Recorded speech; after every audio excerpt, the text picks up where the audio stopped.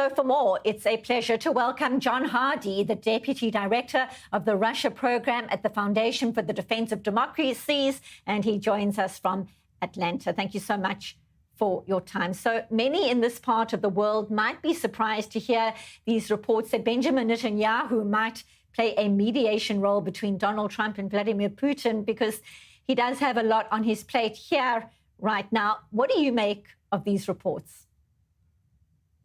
Well, first, I think it's noteworthy that Putin and Netanyahu have spoken at least twice within the past week or so. Reports say that they've spoken more times that haven't been publicized. I think Netanyahu is a logical choice for Putin to reach out to if he's looking for a go-between with Trump, given that Netanyahu has good relations with both Putin and Donald Trump.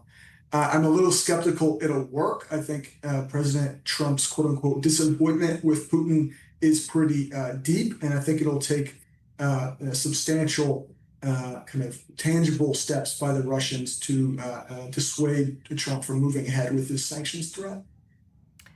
I think many are a little bit skeptical indeed. We know that the special envoy Steve Witkoff is expected in Russia this week to push Moscow to agree to a ceasefire in its war with Ukraine.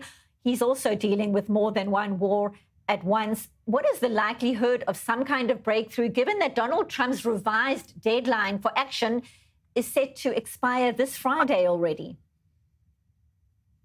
Well, I think the Kremlin has been very clear they're not going to budge on their kind of fundamental goals for the war, which include things like Ukraine giving up much more territory, codifying neutrality and meaning non-NATO accession into its constitution, other sort of hardline demands of that nature. So I think the Kremlin's not going to move. Whether Trump would accept some sort of token concession, talks to keep talking, whatever remains to be seen. I'm skeptical at this point, given that we've already endured months of that sort of non-movement on the actual core issues, but we'll have to see. Talking of the Kremlin, they don't seem to be fazed of Trump's threat. He'd said that there would be new economic sanctions on Russia if there isn't progress. This war is 3.5 years in now. One wonders how much impact sanctions would have on the Russian president. What do you think is going to take to get a lasting peace deal after all this time? Well, Moscow is certainly discounting the impact that sanctions could have. And I do think that we should not kid ourselves that sanctions are going to deal a knockout blow to the Russians or kind of be a war ender all by themselves. I think that a more robust sanctions regime, including measures that do a better job of restricting Russian oil revenue, could play a role in, over time, perhaps changing the Kremlin calculus, in addition to military steps like basically supporting the Ukrainian armed forces and exhausting the Russian military's offensive potential. So over time, if Putin sees his economy increasingly under strain and he knows that he can't really achieve much on the battlefield, perhaps he'll be more open to peace talks. But it really just remains to be seen. It certainly does remain to be seen. Very briefly, your thoughts. We know Donald Trump ordering the repositioning of those 2 U.S.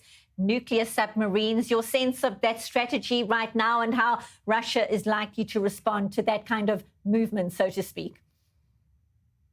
Well, I think Dmitry Medvedev, who your audience may know as the former Russian president, now deputy chairman of the Security Council in Russia, really not super influential in Russian decision-making these days, but likes to spout off on social media. I think he kind of did himself a disservice and the Kremlin a disservice with his war of words with Trump, and certainly backfired.